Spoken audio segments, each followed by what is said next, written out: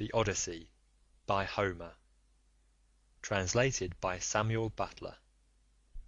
Book 9.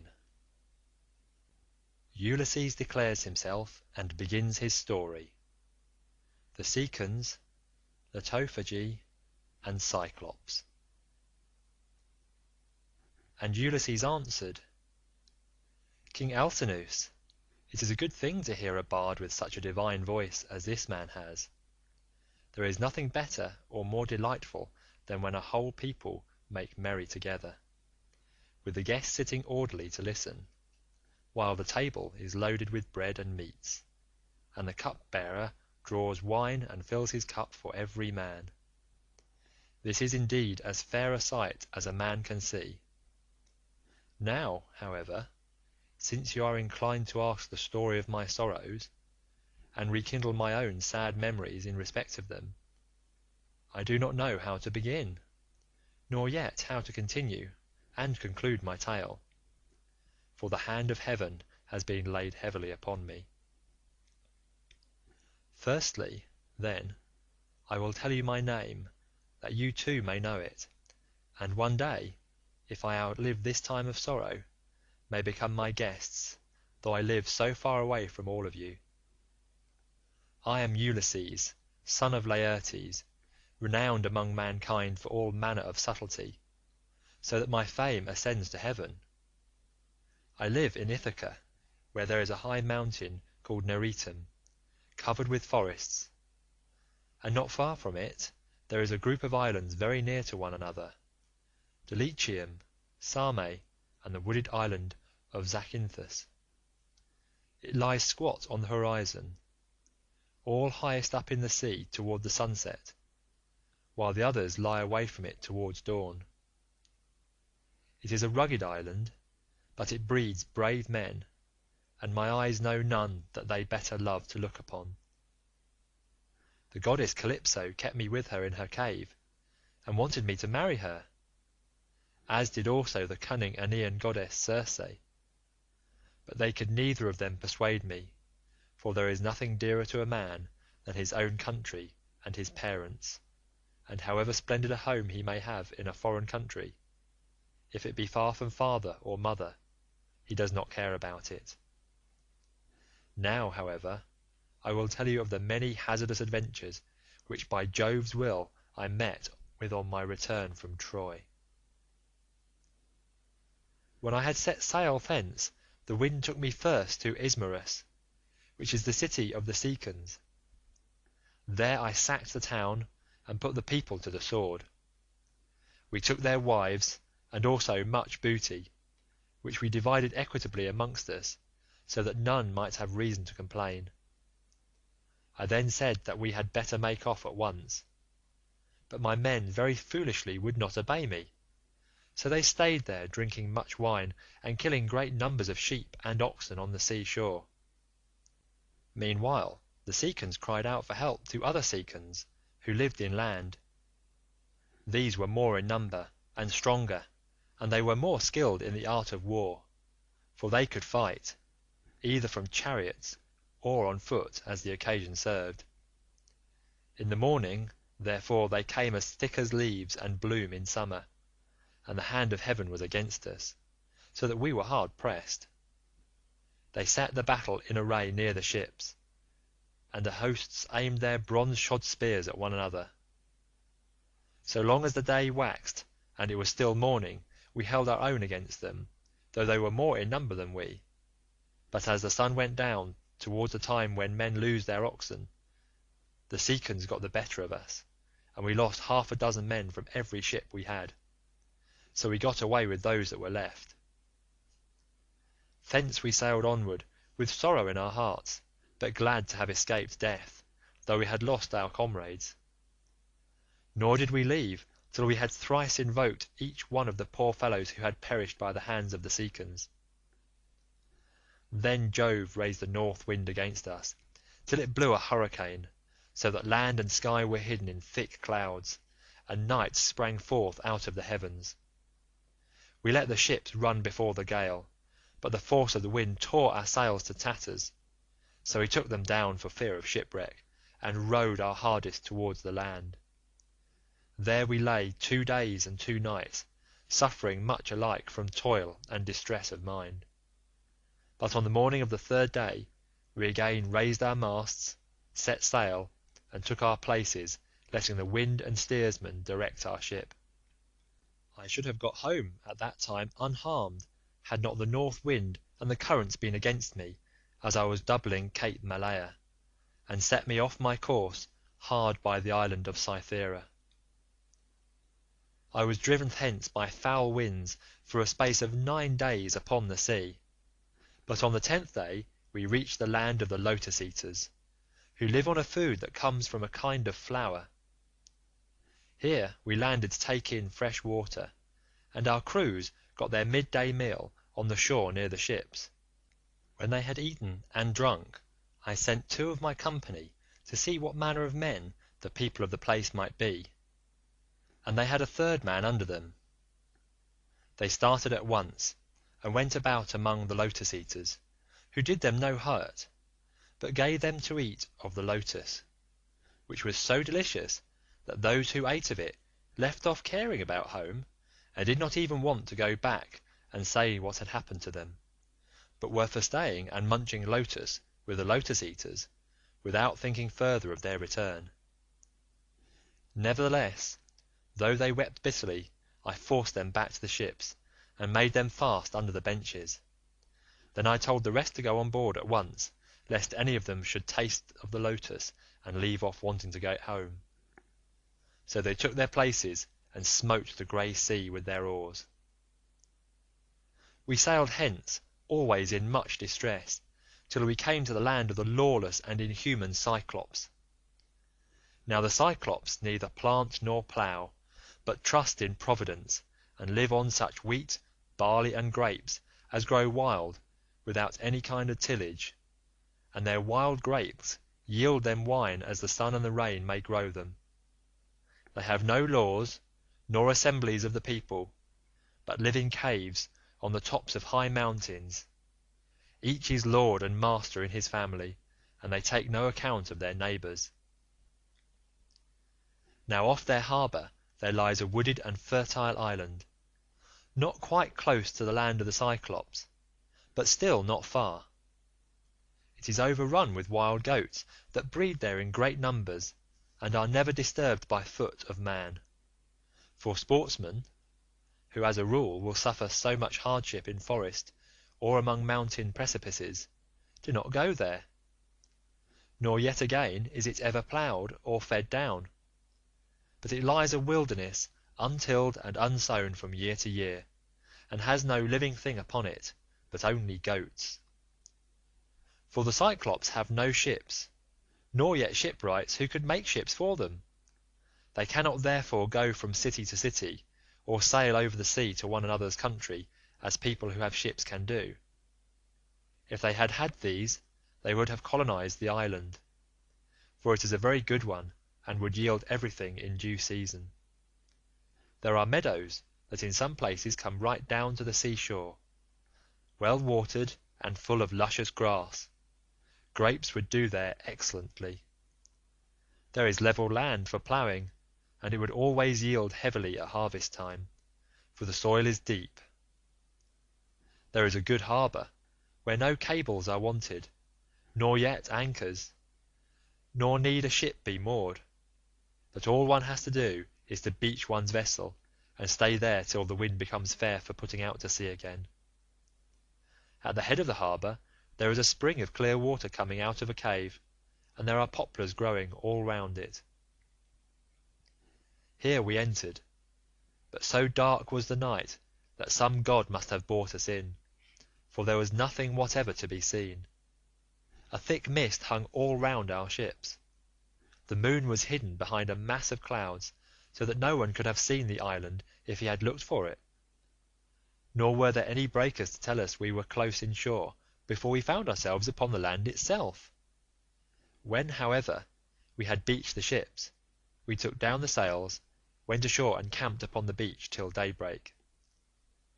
When the child of morning, rosy-fingered dawn, appeared, we admired the island and wandered all over it, while the nymphs, Jove's daughters, roused the wild goats that we might get some meat for our dinner.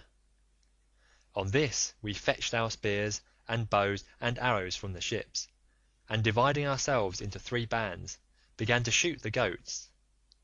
Heaven sent us excellent sport. I had 12 ships with me, and each ship got 9 goats, while my own ship had 10.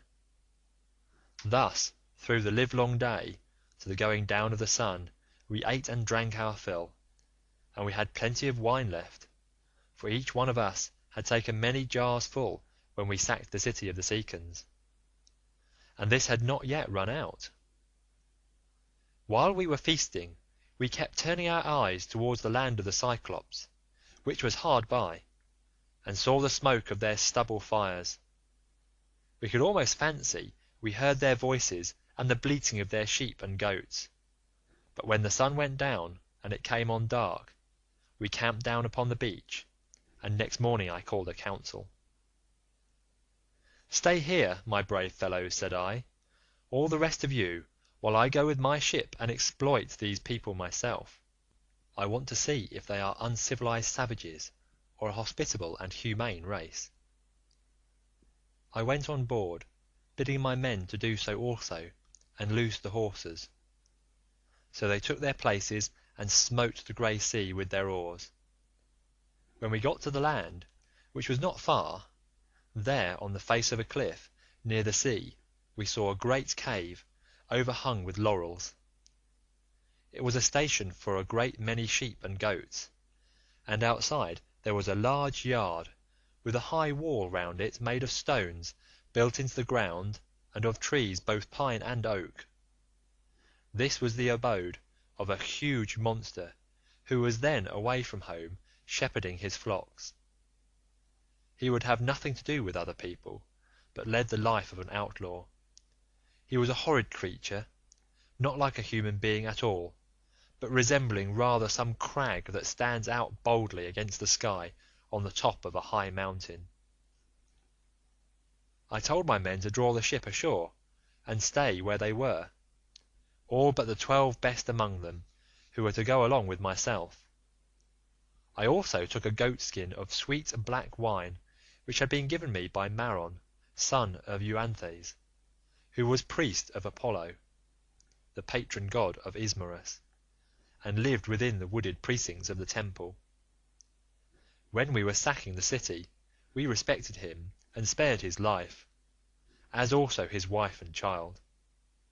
So he made me some presents of great value, 7 talents of fine gold, and a bowl of silver, with 12 jars of sweet wine, unblended, and of the most exquisite flavour.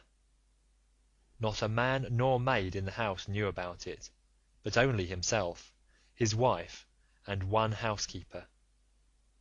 When he drank it, he mixed 20 parts of water to 1 of wine, and yet the fragrance from the mixing bowl was so exquisite that it was impossible to refrain from drinking.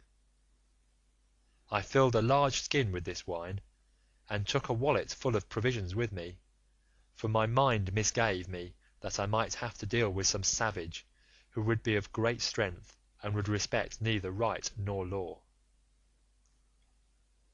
We soon reached his cave, but he was out shepherding, so we went inside and took stock of all that we could see. His cheese racks were loaded with cheeses, and he had more lambs and kids than his pens could hold. They were kept in separate flocks. First there were the hoggets, then the oldest of the younger lambs, and lastly the very young ones, all kept apart from one another. As for his dairy, all the vessels, bowls, and milk pails into which he milked were swimming with whey. When they saw all this, my men begged me to let them first steal some cheeses, and make off with them to the ship. They would then return, drive down the lambs and kids, put them on board, and sail away with them. It would have been indeed better if we had done so, but I would not listen to them, for I wanted to see the owner himself, in the hope that he might give me a present. When, however, we saw him, my poor men found him ill to deal with. We lit a fire, offered some of the cheeses in sacrifice, ate others of them, and then sat waiting till the Cyclops should come in with his sheep. When he came, he brought in with him a huge load of dry firewood to light the fire for his supper, and this he flung with such a noise on to the floor of his cave that we hid ourselves for fear at the far end of the cavern. Meanwhile he drove all the ewes inside, as well as the she-goats that he was going to milk, leaving the males, both rams and he-goats, outside in the yards. Then he rolled a huge stone to the mouth of the cave, so huge that 22 strong 4-wheeled wagons could not be enough to draw it from its place against the doorway. When he had done so, he sat down and milked his ewes and goats, all in due course, and then he let each of them have her own young. He curdled half the milk and set it aside in wicker strainers, but the other half he poured into bowls that he might drink it for his supper. When he had got through with all his work, he lit the fire, and then caught sight of us, whereupon he said, "Strangers, who are you? Where do you sail from? Are you traders, or do you sail the sea as rovers, with your hands against every man, and every man's hand against you?" We were frightened out of our senses by his loud voice and monstrous form, but I managed to say, "We are Achaeans on our way home from Troy, and by the will of Jove and stress of weather we have been driven far out of our course. We are the people of Agamemnon, son of Atreus, who has won infinite renown throughout the whole world by sacking so great a city and killing so many people. We therefore humbly pray you to show us some hospitality, and otherwise make us such presents as visitors may reasonably expect. May your excellency fear the wrath of heaven, for we are your suppliants, and Jove takes all respectable travellers under his protection, for he is the avenger of all suppliants and foreigners in distress." To this he gave me but a pitiless answer. "Stranger," said he, "you are a fool, or else you know nothing of this country. Talk to me, indeed, about fearing the gods or shunning their anger. We Cyclops do not care about Jove or any of your blessed gods, for we are ever so much stronger than they. I shall not spare either yourself or your companions out of any regard for Jove, unless I am in the humour for doing so. And now tell me where you made your ship fast when you came on shore. Was it round the point, or is she lying straight off the land?" He said this to draw me out, but I was too cunning to be caught in that way, so I answered with a lie. "Neptune," said I, "sent my ship on to the rocks at the far end of your country, and wrecked it. We were driven on to them from the open sea, but I and those who are with me escaped the jaws of death."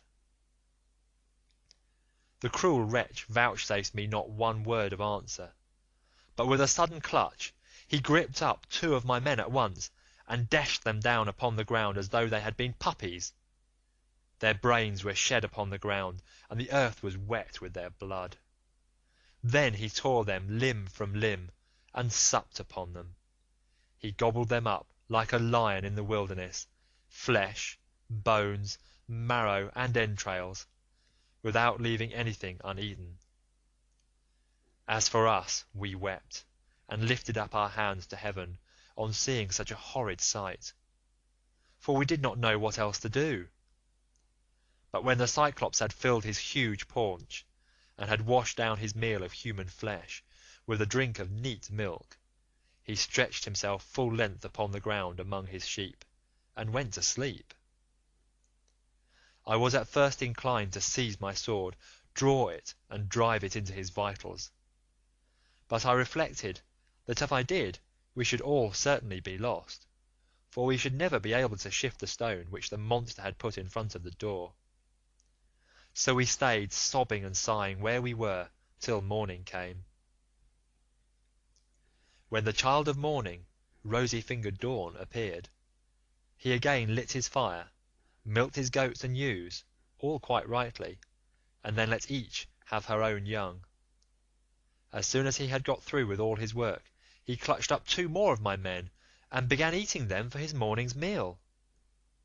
Presently, with the utmost ease, he rolled the stone away from the door, and drove out his sheep, but he at once put it back again, as easily as though he were merely clapping the lid on to a quiver full of arrows. As soon as he had done so, he shouted and cried, "Shoo! Shoo!" after his sheep, to drive them on to the mountain. So I was left to scheme some way of taking my revenge, and covering myself with glory. In the end, I deemed it would be the best plan to do as follows. The Cyclops had a great club, which was lying near one of the sheep pens.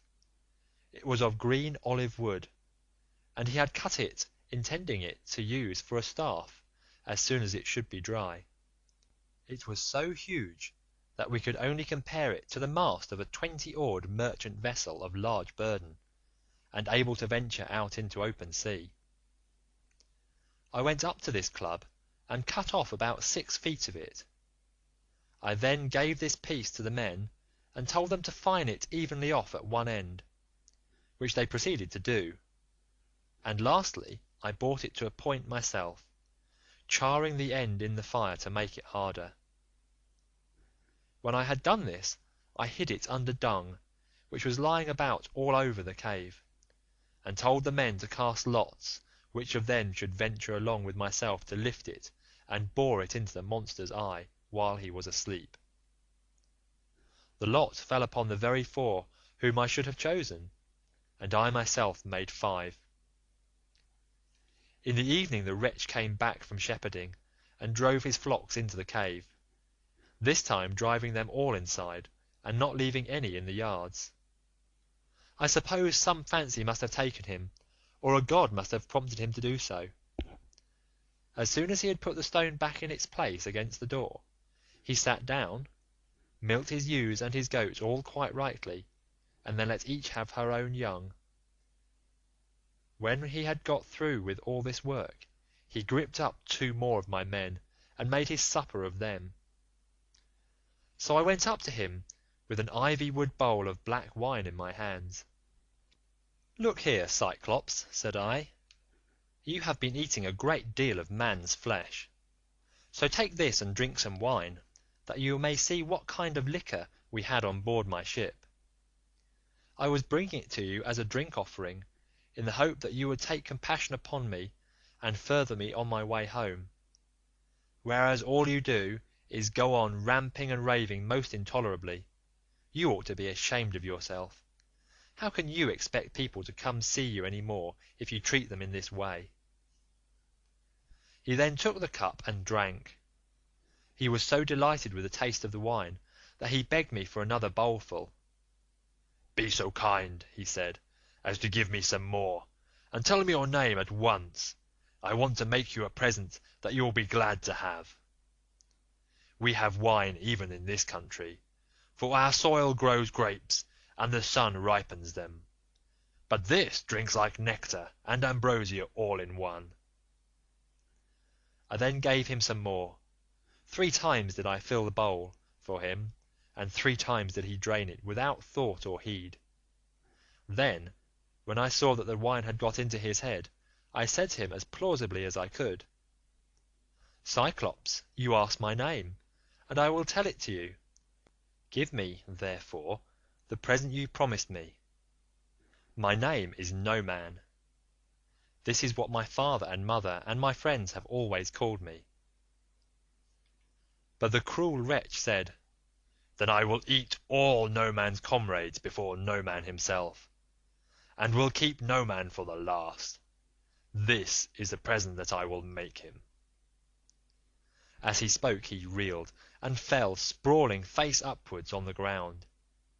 His great neck hung heavily backwards, and a deep sleep told upon him. Presently he turned sick, and threw up both wine and the gobbets of human flesh on which he had been gorging, for he was very drunk. Then I thrust the beam of wood far into the embers to heat it, and encouraged my men lest any of them should turn faint-hearted. When the wood, green though it was about to blaze, I drew it out of the fire glowing with heat, and my men gathered round me, for heaven had filled their hearts with courage. We drove the sharp end of the beam into the monster's eye, and bearing upon it with all my weight, I kept turning it round and round as though I were boring a hole in a ship's plank with an auger, which 2 men with a wheel and strap can keep on turning as long as they choose. Even thus did we bore the red-hot beam into his eye, till the boiling blood bubbled all over it as we worked it round and round, so that the steam from the burning eyeball scalded his eyelids and eyebrows, and the roots of the eye sputtered in the fire. As a blacksmith plunges an axe or hatchet into cold water to temper it, for it is this that gives strength to the iron, and it makes a great hiss as he does so, even thus did the Cyclops' eye hiss round the beam of olive wood, and his hideous yells made the cave ring again. We ran away in a fright, but he plucked the beam all besmirched with gore from his eye, and hurled it from him in a frenzy of rage and pain, shouting as he did so to the other Cyclops who lived on the bleak headlands near him. So they gathered from all quarters round his cave when they heard him crying, and asked him what was the matter with him. "What ails you, Polyphemus," said they, "that you make such a noise, breaking the stillness of the night, and preventing us from being able to sleep? Surely no man is carrying off your sheep. Surely no man is trying to kill you either by fraud or by force." But Polyphemus shouted to them from inside the cave, "No man is killing me by fraud, no man is killing me by force." "Then," said they, "if no man is attacking you, you must be ill. When Jove makes people ill, there is no help for it, and you had better pray to your father Neptune." Then they went away, and I laughed inwardly at the success of my clever stratagem.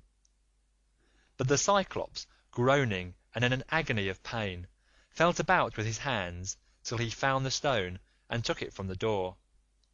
Then he sat in the doorway and stretched his hands in front of it to catch any one going out with the sheep, for he thought I might be foolish enough to attempt this. As for myself, I kept on puzzling to think how I could best save my own life and those of my companions. I schemed and schemed as one who knows that his life depends on it, for the danger was very great. In the end I deemed that this plan would be the best. The male sheep were well grown, and carried a heavy black fleece, so I bound them noiselessly in threes together, with some of the withies on which the wicked monster used to sleep.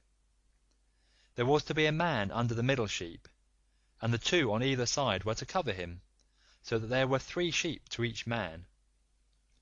As for myself, there was a ram finer than any of the others, so I caught hold of him by the back, ensconced myself in the thick wool under his belly, and hung on patiently to his fleece, face upwards, keeping a firm hold on it all the time. Thus then did we wait in great fear of mind till morning came. But when the child of morning, rosy-fingered Dawn, appeared, the male sheep hurried out to feed, while the ewes remained bleating about the pens waiting to be milked, for their udders were full to bursting. But their master, in spite of all his pain, felt the backs of all the sheep as they stood upright, without being sharp enough to find out that the men were underneath their bellies. As the ram was going out, last of all, heavy with its fleeces and with the weight of my crafty self, Polyphemus laid hold of it and said, my good ram, what is it that makes you the last to leave my cave this morning? You are not wont to let the ewes go before you, but lead the mob with a run, whether to flowery mead or bubbling fountain, and are the first to come home again at night. But now you lag last of all. Is it because you know your master has lost his eye, and are sorry because that wicked No-Man and his horrid crew has got him down on his drink and blinded him? But I will have his life yet. If you could understand and talk, you would tell me where the wretch is hiding, and I would dash his brains upon the ground till they flew all over the cave. I should thus have some satisfaction for the harm this no good No-Man has done me." As he spoke he drove the ram outside. But when we were a little way out from the cave and yards, I first got from under the ram's belly, and then freed my comrades. As for the sheep, which were very fat, by constantly heading them in the right direction we managed to drive them down to the ship. The crew rejoiced greatly at seeing those of us who had escaped death, but wept for the others whom the Cyclops had killed. However, I made signs to them by nodding and frowning that they were to hush their crying, and told them to get all the sheep on board at once and put out to sea. So they went aboard, took their places, and smote the grey sea with their oars.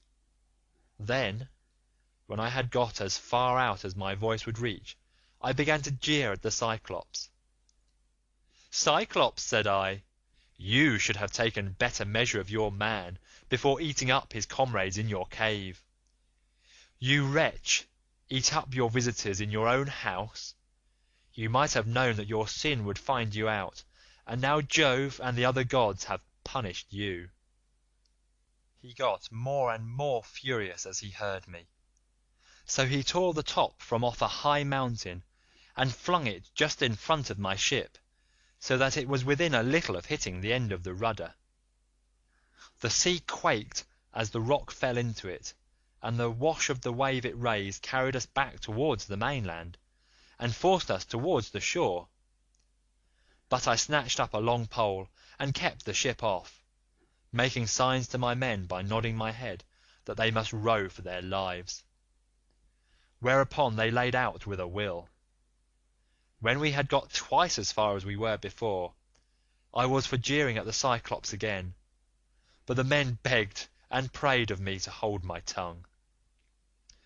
"Do not," they exclaimed, "be mad enough to provoke this savage creature further. He has thrown one rock at us already which drove us back again to the mainland, and we made sure it had been the death of us. If it had then heard any further sound of voices, he would have pounded our heads and our ship's timbers into a jelly with the rugged rocks he would have heaved at us, for he can throw them a long way." But I would not listen to them, and shouted out to him in my rage, "Cyclops, if any one asks you who it was that put out your eye and spoiled your beauty, say it was the valiant warrior Ulysses, son of Laertes, who lives in Ithaca." On this he groaned and cried out, "Alas, alas, then the old prophecy about me is coming true. There was a prophet here at one time, a man both brave and of great stature, Telemus, son of Eurymus, who was an excellent seer, and did all the prophesying for the Cyclops till he grew old. He told me that all this would happen to me some day, and said I should use my sight by the hand of Ulysses. I have been all along expecting someone of imposing presence and superhuman strength, whereas he turns out to be a little insignificant weakling, who has managed to blind my eye by taking advantage of me in my drink. Come here then, Ulysses, that I may make you presents to show my hospitality, and urge Neptune to help you forward on your journey. For Neptune and I are father and son. He, if he so will, shall heal me, which no one else, neither god nor man, can do." Then I said, "I wish I could be as sure of killing you outright and sending you down to the house of Hades as I am that it will take more than Neptune to cure that eye of yours." On this he lifted up his hands to the firmament of heaven and prayed, saying, "Hear me, great Neptune. If I am indeed your own true begotten son, grant that Ulysses may never reach his home alive, or if he must get back to his friends at last, let him do so late and in sore plight after losing all his men. Let him reach his home in another man's ship, and find trouble in his house." Thus did he pray, and Neptune heard his prayer.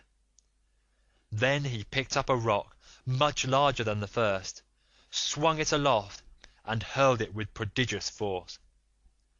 It fell just short of the ship, but was within a little of hitting the end of the rudder. The sea quaked as the rock fell into it, and the wash of the wave it raised drove us onwards on our way towards the shore of the island. When at last we got to the island where we had left the rest of our ships, we found our comrades lamenting us and anxiously awaiting our return. We ran our vessel upon the sands and got out of her on to the sea shore. We also landed the Cyclops' sheep, and divided them equitably amongst us, so that none might have reason to complain. As for the ram, my companions agreed that I should have it as an extra share. So I sacrificed it on the sea shore, and burned its thigh bones to Jove, who is the lord of all. But he heeded not my sacrifice, and only thought how he might destroy both my ships and my comrades. Thus through the livelong day, to the going down of the sun, we feasted our fill on meat and drink. But when the sun went down, and it came on dark, we camped upon the beach. When the child of morning, rosy-fingered Dawn, appeared, I bade my men on board and loose the hawsers. Then they took their places and smote the grey sea with their oars. So we sailed on with sorrow in our hearts, but glad to have escaped death, though we had lost our comrades. End of Book 9.